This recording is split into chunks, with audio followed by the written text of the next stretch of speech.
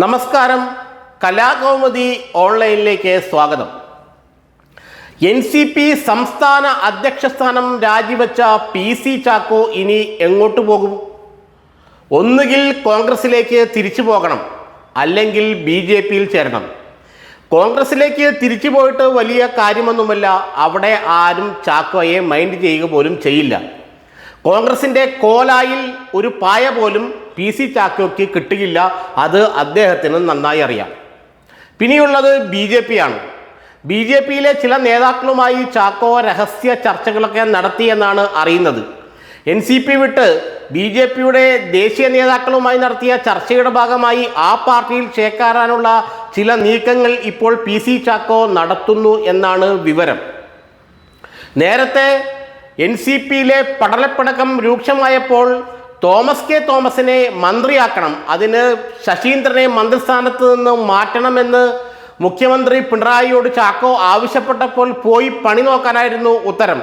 ശശീന്ദ്രനെ മാറ്റിക്കൊണ്ടൊരു പരിപാടിയുമില്ല, ആ വച്ചവെള്ളം അങ്ങ് വാങ്ങിവച്ചേരെ എന്നാണ് പിണറായി വിജയൻ PC ചാക്കോയോട് പറഞ്ഞത്. അതോടുകൂടി NCP സംസ്ഥാന പ്രസിഡന്റായി തുടരുന്നതിൽ വലിയ അർത്ഥമൊന്നുമില്ലെന്ന് ചാക്കോയ്ക്ക് ബോധ്യമായി. കാരണം ചാക്കോയുടെ നോമിനിയായ തോമസ് കെ തോമസിനെ പിണറായി മന്ത്രിയാക്കില്ല എന്നുള്ള കാര്യം ഉറപ്പായിരുന്നു.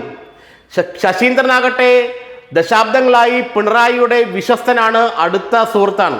ശശീന്ദ്രനെ മാറ്റിക്കൊണ്ടുള്ള ഒരു പരിപാടിയും വേണ്ട എന്ന് തന്നെ പിണറായി വിജയൻ ഉറപ്പിച്ചപ്പോൾ PC ചാക്കോ NCPയിൽ ദുർബലനാവുകയായിരുന്നു. PC ചാക്കോയെ കൊണ്ട് ഇനിയൊരു പ്രയോജനമല്ലോ എന്ന് മനസ്സിലാക്കിയ കുട്ടനാട് MLA, NCPക്ക് 2 MLAമാരാണുള്ളത്. ഒന്ന് വനം മന്ത്രി ശശീന്ദ്രനും മറ്റൊന്ന് തോമസ് ചാണ്ടിയുടെ അനുജൻ കുട്ടനാട് MLA തോമസ് കെ തോമസും. ചാക്കോയെ കൊണ്ട് ഇനി ഒരു പ്രയോജനവും ഇല്ല, ചാക്കോയെ കൊണ്ട് തന്നെ സഹായിക്കാനും കഴിയില്ല എന്ന് മനസ്സിലാക്കിയ തോമസ് കെ തോമസ് നേരെ ശശീന്ദ്രന്റെ കാൽക്കൽ പോയി വീണു, സമസ്ത അപരാധവും ഏറ്റുപറഞ്ഞു. പിണറായി വിജയനും തോമസ് കെ തോമസോട് പറഞ്ഞു, അടങ്ങി ഒതുങ്ങി നിൽക്കാമെങ്കിൽ NCPയിൽ നിന്നു. അതോടുകൂടി ശശീന്ദ്രനും തോമസ് കെ തോമസും ജോയിൻ്റ് ആകുകയും ചാക്കോ പുറത്താകുകയും ചെയ്തു.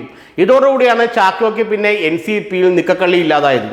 വേണമെങ്കിൽ മുഖ്യമന്ത്രിയുടെ നെഞ്ചത്ത് നോക്കിയും പിണറായി വിജയൻ്റെ നെഞ്ചത്ത് നോക്കിയും ഞാൻ കാര്യം വിളിച്ചു പറയുന്നു പറഞ്ഞ ചാക്കോയ്ക്ക് ഇടതു മുന്നണി യോഗം ചേരുന്നതിന് മുമ്പ് തന്നെ NCP സംസ്ഥാന അധ്യക്ഷ സ്ഥാനം രാജിവെച്ച് ഓടേണ്ടി വന്നു.